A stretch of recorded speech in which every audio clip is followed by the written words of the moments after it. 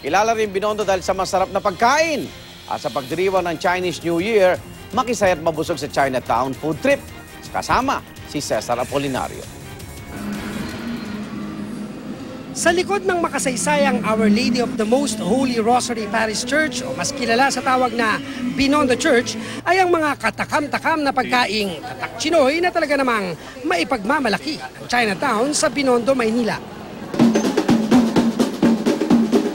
Paglabas pa lang ng simbahan, kabi-kabila na ang mga kakanin kaya ng suman, sapin-sapin at kutsinta.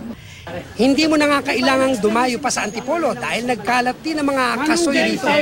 Kung trip nyo naman ang fine dining, may higit 200 Chinese at Filipino-Chinese restaurant ang mapagpipilian. Talaga namang authentic Chinese at Pinoy na Pinoy ang lasa. Gaya na lang ng isang restaurant sa Yuchenko Street na itinayo pa noong 1956. Bidang-bida ang Sincerity Chicken, Pansit at Kikiam. Kasi yung chicken natin, hindi na kailangan ng sauce. As is na, masarap na siya. Kung bibili naman ng mga pagkaing luto at iyong iluluto pa lang, sikat na sikat ang palengking ito sa Carvajal Street, sa Barangay 289. Gaya ng mabentang panghimagas tulad ng adobong pusit, dilis, champoy at kiamoy. Matamis na maalat-alat. Niyaw ma. Kiamoy na matamis na maalat-alat.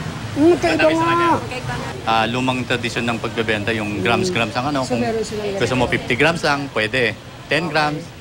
Nasa yun na yun. Tingi-tingi. May mga seafood, gulay at iba't ibang mga klase ng pansit at ang ipinagmamalaki ring itim na manok. Sa dami na mapagpipili ang hilaw man o lutong pagkain, isama pa ang naggagandahang tanawin. May plano si Manila Mayor Joseph Estrada sa tinaguriang kauna-unahang Chinatown sa buong mundo.